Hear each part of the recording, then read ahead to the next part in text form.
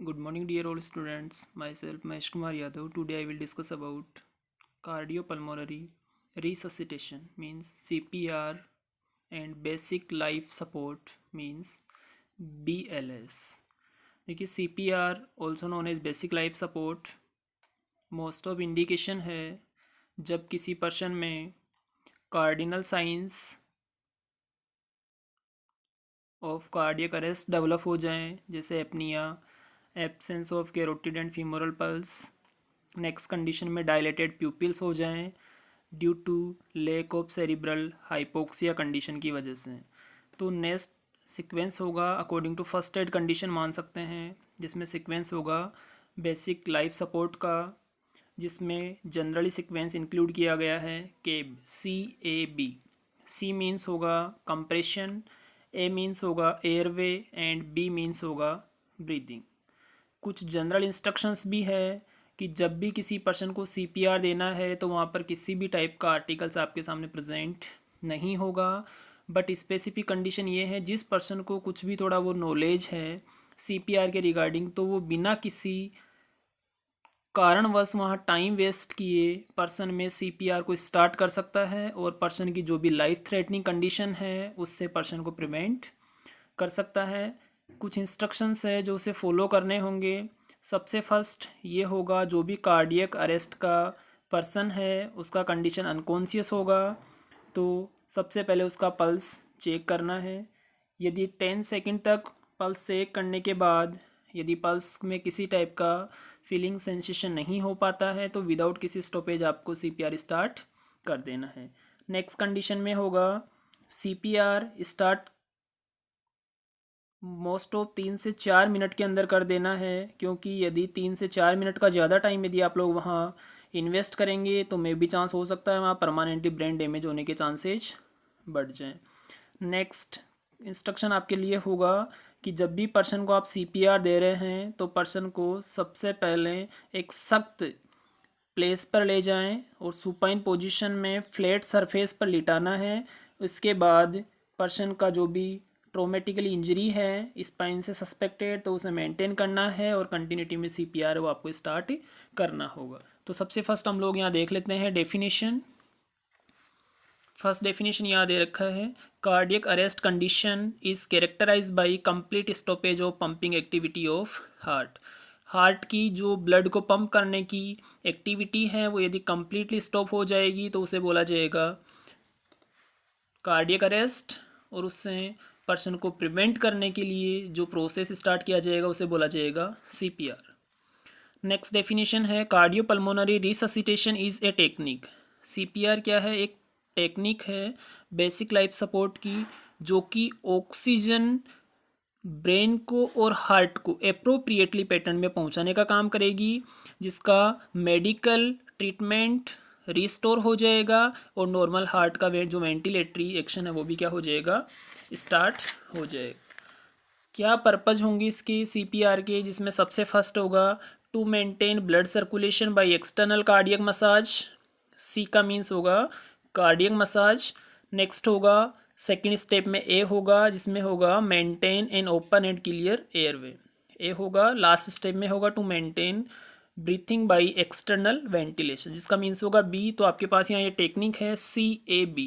C का means होगा circulation, A का मीन्स होगा एयरवे एंड B का मीन्स होगा ब्रीथिंग। नेक्स्ट यदि कुछ इंडिकेशंस की बात की जाए कि कौन कौन सी कंडीशंस में CPR दिया जा सकता है, तो सबसे फर्स्ट कंडीशन यहाँ अपने पास होगा कार्डियक अरेस्ट। यदि किसी पर्सन में कार्डियक अरेस्ट हुआ है तो वहाँ कंडीशन देखने को मिलेगा ventricular fibrillation, ventricular tachycardia, asystole, pulse less electrical activity. Next condition में होगा रेस्पिरेटरी अरेस्ट। हार्ट के बाद सेकंड कंडीशन होगा रेस्पिरेटरी सिस्टम में किसी टाइप का अरेस्ट कंडीशन हुआ है, वो डेवलप हो सकता है ड्रोइंग कंडीशन में, स्ट्रोक कंडीशन में एंड फॉरेन बॉडी थ्रोट में चले जाने की वजह से। नेक्स्ट सीक्वेंस होगा ड्रग्स का ओवरडोज होने की वजह से, सफोकेशन कंडीशन में, एक्सीडेंटल और कोमा की कंडीशन। प्रिंसिपल है CPR का, जनरली क्या प्रिंसिपल होगा कि जो भी फंक्शन अल्टर्ड हुआ है उसे रिस्टोर करना है और सर्कुलेशन को और वेंटिलेशन को प्रॉपरली मेंटेन करना होगा। नेक्स्ट है इरिवर्सिबल जो सेरिब्रल डैमेज कंडीशन हुआ है तो उसे एनोक्सिया का कंडीशन होगा, उसे प्रिवेंट करना है। जब हार्ट फेल हो गया है और उसका सेरिब्रल सर्कुलेशन मेंटेन नहीं हो पा रहा है तो मिनिमम 4 मिनट के अंदर आपको ब्रेन का जो भी फंक्शन है डैमेज होने का कंडीशन उसे प्रिवेंट करने के लिए सीपीआर स्टार्ट करना होगा। प्रोसीजर है सीपीआर का कि स्पेसिफिक कौन सा पर्सन कौन से टाइम ड्यूरेशन में कौन से पर्सन को सीपीआर स्टार्ट कर सकता है, जिसके बारे में डिस्कस प्रीवियसली कर लिया गया है। नेक्स्ट कंडीशन होगा यहाँ sequence of procedure perform to restore circulation. क्यों किया जाएगा सीपीआर का प्रोसीजर? बिकॉज जो भी सीक्वेंस होगा परफॉर्म किया गया है सर्कुलेशन को रिस्टोर करने के लिए और ऑक्सीजन कंडीशन को रिस्टोर करने के लिए। आफ्टर सडन पल्मोनरी और कार्डियक अरेस्ट को कंडीशन को मेंटेन करने के लिए जो चेस्ट कंप्रेशन है और पल्मोनरी वेंटिलेशन है वो किसी भी पर्सन के द्वारा परफॉर्म किया जा सकता है, बट कंडीशन ये है कि उसको कुछ उसके बारे में नॉलेज होना चाहिए सीपीआर के बारे में। नेक्स्ट कंडीशन होगा सीपीआर एनीवेयर कहीं भी दिया जा सकता है, इमीडिएटली कंडीशन डेवलप होगा और वहाँ पर किसी टाइप का इक्विपमेंट वो आपके पास अवेलेबल नहीं होगा। विदाउट एनी इक्विपमेंट के आपको प्रोसीजर वो स्टार्ट करना होगा। कुछ स्टेप्स है सीपीआर के। सबसे फर्स्ट देखिए अप्रोच सेफली, नेक्स्ट है चेक रेस्पॉन्स, थर्ड होगा साउट फॉर हेल्प, नेक्स्ट होगा open airway, next check breathing, next call 108, next chest compression 30 and next and last step में होगा 2 ब्रीथ देनी है रेस्क्यू में। सबसे फर्स्टली यदि हम डिस्कस करें अप्रोच सेफली तो यहाँ पर क्या करना है, जो भी पेशेंट आपके पास विक्टिम है उसे वॉच करना है एंड उसे ऑब्जर्व करना है। नेक्स्ट कंडीशन में चेक रेस्पॉन्स में उसका रेस्पॉन्स आपको चेक करना है कि पर्सन रियलिटी में शॉक कंडीशन में गया है कि नहीं गया। तो यहाँ पर पूछना है पेशेंट को आर यू ऑल राइट। यदि पेशेंट रेस्पॉन्स दे रहा है तो क्या होगा, एक नॉर्मल कंडीशन है वहाँ, तो आप लोग उसे क्या कर सकते हैं, फाइंड हिम कर सकते हैं, फाइंड आउट कर सकते हैं कि क्या उसमें मिस्टेक है। इसके अलावा रीअसिस्ट करना उसे रेगुलरली। नेक्स्ट कंडीशन में होगा साउट फॉर हेल्प, हेल्प के लिए आपको वहाँ साउटिंग करना है बिकॉज 1 पर्सन के द्वारा हो सकता है कि जो प्रोसेस है वो कंप्लीट नहीं हो पाए, कुछ हेल्पिंग का नेसेसिटी हो। नेक्स्ट में होगा ओपन एयरवे, एयरवे को आपको एक बार क्लियरली विजुअलाइज करना है कि किसी टाइप का फॉरेन पार्टिकल्स तो थ्रोट में नहीं है। इसके लिए head till and chin lift का पोजीशन मेंटेन करना होगा। इसके अलावा रेस्क्यूअर का पोजीशन मेंटेन करना होगा और अदर टाइप के जो भी हेल्थ के रेस्क्यूअर है उनको भी अपना जो भी ओपन एयरवे का कंडीशन है उसे मेंटेन करना होगा। नेक्स्ट होगा no need for finger sweep unless soiled material can be seen in the airway, और एयरवे को कम्प्लीटली आपको क्या करना है, असिस्ट करना है कि किसी टाइप का कोई फॉरेन पार्टिकल्स तो एयरवे के अंदर ऑब्स्ट्रक्शन नहीं डाल रहा। नेक्स्ट कंडीशन होगा अपने पास ब्रीथिंग, चेक ब्रीथिंग करना। ब्रीथिंग में क्या होगा, जो भी पर्सन का नोज है वहाँ पर आपकी ईयर को ले जाना है और वहाँ उसका ब्रीथिंग कंडीशन को असिस्ट करना है, लुक लिसन एंड फील करना है नॉर्मल ब्रीथिंग को। Don't confuse agonal breathing and normal breathing. Agonal का कंडीशन देखिए क्या है यहाँ पर, occur shortly after the heart stop in up to 40% of cardiac arrest. जब पर्सन का हार्ट 40% कार्डियक अरेस्ट में हो जाएगा तो यहाँ पर मे भी चांस हो सकता है कि ब्रीथिंग का जो रेट है वो क्या हो जाए, थोड़ा शॉर्टली हो जाए। नेक्स्ट कंडीशन में होगा किसी टाइप का हेवी और नोजी गैस्पिंग ब्रीथिंग तो नहीं हो रहा, उसे भी आपको यहाँ चेक कर लेना है। इसके अलावा रिकॉग्नाइज करना है साइन ऑफ कार्डियक अरेस्ट को, तो ये भी आप लोग ब्रीथिंग से ही असिस्ट कर पाएंगे। नेक्स्ट स्टेप में होगा 108 को आपको कॉल करना होगा बिकॉज मे भी चांस हो सकता है कि इस कंडीशन सीवियरिटी में है और आप लोगों की सीपीआर की वजह से वापस से री अकर या रिहेबिलिटेशन कंडीशन में नहीं आ पाएँ, तो कॉल 108 भी आपको परफॉर्म करना होगा। नेक्स्ट स्टेप स्टार्ट हो जाता है आपका कंप्रेशन का, तो कंप्रेशन में कुछ कंडीशंस हैं वो आपको ध्यान में रखनी है।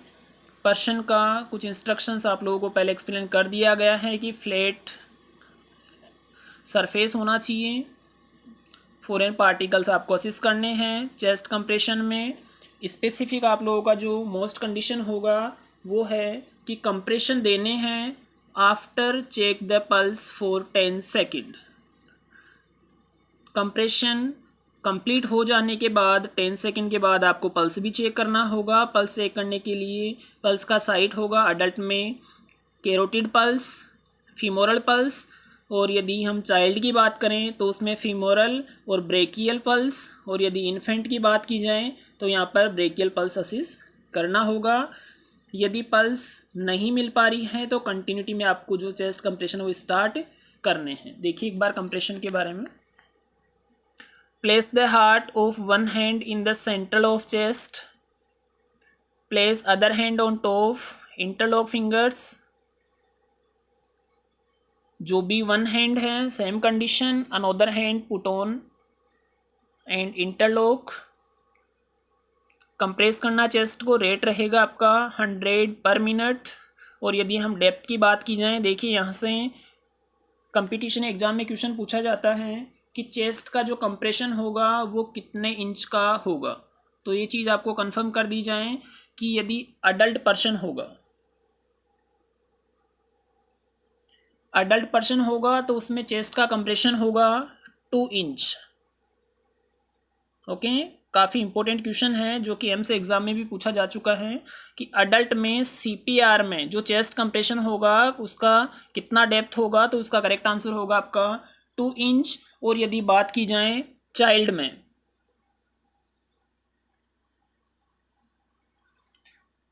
तो चाइल्ड में भी कितना होगा, 2 इंच होगा, सेम कंडीशन इन अडल्ट। और यदि लास्ट एंड फाइनली बात की जाए इन्फेंट में, तो इन्फेंट में जो डेप्थ होगा वो होगा 1.5 इंच। ओके, सो 2 क्वेश्चन यहाँ पर कंपटीशन के अपने क्लियर हो जाएंगे। अडल्ट और चाइल्ड में जो चेस्ट का कंप्रेशन होगा वो 2 इंच का होगा एंड इन्फेंट में होगा 1.5 इंच का। ओके, नेक्स्ट होगा यहाँ इक्वल कंप्रेशन आपको कंटिन्यूटी में रखने होंगे। कंप्रेशन के लिए यदि स्पेसिफिक बात की जाए तो यहाँ कंप्रेशन होगा वेंटिलेशन के लिए, जिसका जनरली रेशियो होगा 30:2। नेक्स्ट क्वेश्चन फिर से यहाँ स्टार्ट हो जाता है कि यदि पर्सन में आप चेस्ट कंप्रेशन दे रहे हैं तो वहाँ पर उसका रेशियो क्या होगा। तो याद रहें 30:2 रेस्पिरेशन, 30:2। बोथ कंडीशन है, पूछा जाता है कि यदि सिंगल रेस्क्यूअर हो एंड डबल रेस्क्यूअर हो तो क्या चेस्ट कंप्रेशन में जो सीक्वेंस उसमें चेंजेस हो जाएगा। फिर से क्लियर किया जा रहा है, यदि सिंगल रेस्क्यूअर हो और डबल रेस्क्यूअर हो तो दोनों ही कंडीशन में अडल्ट पर्सन में जो रेशियो होगा वो 30:2 ही होगा। बट कंडीशन ये है, इन्फेंट कंडीशन में जब सीपीआर दिया जाएगा तो वहाँ 1 रेस्क्यूअर होगा, उसमें 30:2 ही रहेगा। बट यदि 1 की जगह 2 रेस्क्यूअर यदि इन्फेंट में हो जाएंगे तो वहाँ इसका रेशियो हो जाएगा 15:2। तो स्पेसिफिकेशन याद रहें, वापस रिपीट कर रहा हूँ। अडल्ट पर्सन में यदि 1 रेस्क्यूअर रहें या 2 रेस्क्यूअर रहें, दोनों कंडीशन में चेस्ट कंप्रेशन का रेशियो 30 रहेगा 2 ब्रीथिंग रेस्पिरेशन पर। Okay, 30:2 condition. सेम कंडीशन होगी यदि इन्फेंट में 1 रेस्क्यूअर रहेगा तो 30:2 ही रहेगा। बट यदि 2 रेस्क्यूअर रहेंगे तो यहाँ इसका सीक्वेंस थोड़ा सा चेंज हो जाएगा 15:2।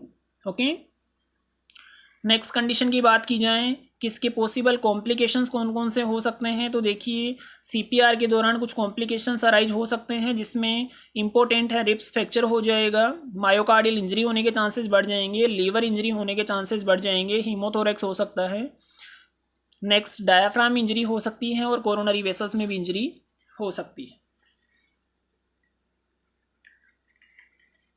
नेक्स्ट कंडीशन में यदि मेडिकल मैनेजमेंट की बात की जाए तो यहाँ सीपीआर में कौन सा मेडिकल मैनेजमेंट दिया जा सकता है, तो यहाँ होगा एड्रीनलिन जो मेडिसिन्स हैं वो प्रिस्क्राइब की जाएगी। एड्रीनलिन का जनरल फंक्शन क्या होगा, एपिनेफ्रिन का फंक्शन करेगा जो मेन ड्रग है ड्यूरिंग रिससिटेशन के अंदर जो कार्डियक अरेस्ट को प्रिवेंट करेगी। नेक्स्ट कंडीशन में होगा एट्रोपिन। एट्रोपिन एक सिंगल डोज 3 mg में देना है, जो सफिशिएंट जो भी ब्लॉकेज होगा वेगल टोन में वो कम्प्लीटली हो जाएगा और इसे यूज़ करना है एसिस्टोल कंडीशन तक। यदि पर्सन ब्रेडिकार्डिया में है तो यहाँ पर इसका जो डोज है 3 mg से डिक्रीज़ करके 0.5 mg से 1 mg आप लोगों को कर देना है। नेक्स्ट होगा नर्सिंग मैनेजमेंट। क्या नर्सिंग मैनेजमेंट किया जा सकता है, एयरवे मेंटेन करना है, पेटेंसी को मेंटेन करना है और हाई फ्लो करना होगा ऑक्सीजन का, वो भी मास्क के द्वारा। नेक्स्ट होगा intubation means ET tube, next होगा, यदि शॉकेबल रिदम कंडीशन है तो वहाँ पर आपको मैनुअल डिफिब्रिलेटर पैड्स भी यूज़ करने हैं। देखिए डिफिब्रिलेटर के बारे में कुछ अपन एक्सप्लेन कर लेते हैं। कंडीशन आपके लिए यहाँ ये होने वाला है कि जब भी पर्सन में डिफिब्रिलेटर का रिक्वायरमेंट होगा तो यहाँ एक फिर से मोस्ट क्वेश्चन ऑर्गेनाइज होगा जिसका नाम है AED। एक डिवाइस है AED। AED का मोस्टली यहाँ पर फुल फॉर्म होगा ऑटोमेटेड एक्सटर्नल डिफिब्रिलेटर। याद रहें, ऑटोमेटेड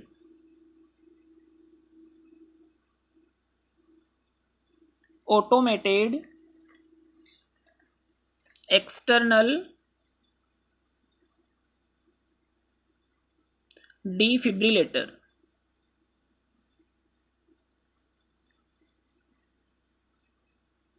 कंपटीशन एग्जाम में क्वेश्चन पूछा जा चुका है AED का फुल फॉर्म क्या होगा, तो यहाँ AED का फुल फॉर्म होगा ऑटोमेटेड एक्सटर्नल डिफिब्रिलेटर। डिफिब्रिलेटर का मीन्स यहाँ इलेक्ट्रिकल करंट शॉक पास किया जाएगा। मोस्ट ऑफ AED एक डिवाइस है जिसमें 2 पेडल्स होंगे जिनके द्वारा electrical current right clavicle bone से apex of heart left side में प्लेस किए जाएंगे। इसकी जो भी साइकिल हैं वो 3 साइकिल्स दी जाएगी AED की, जिनको स्टार्ट करना सबसे पहले जो करंट का अमाउंट होगा वो होगा 200 जूल, सेकंड कंडीशन में होगा 300 जूल, और यदि हम फाइनली बात करें जिसमें होगा 360 जूल। रिपीट करना है 100 की साइकिल को यदि पेशेंट रिकवर नहीं हो पाया है। और नेक्स्ट स्पेसिफिक आपको जो इंस्ट्रक्शन फॉलो करना है वो ये करना है कि पेशेंट जिस बेड पर है उस बेड का सरफेस किसी स्पेसिफिक अदर साइड से टच में नहीं होना चाहिए। मे भी चांस हो सकता है कि वहाँ करंट पास होने के चांसेस बढ़ जाएंगे। It's okay, thank you dear all students.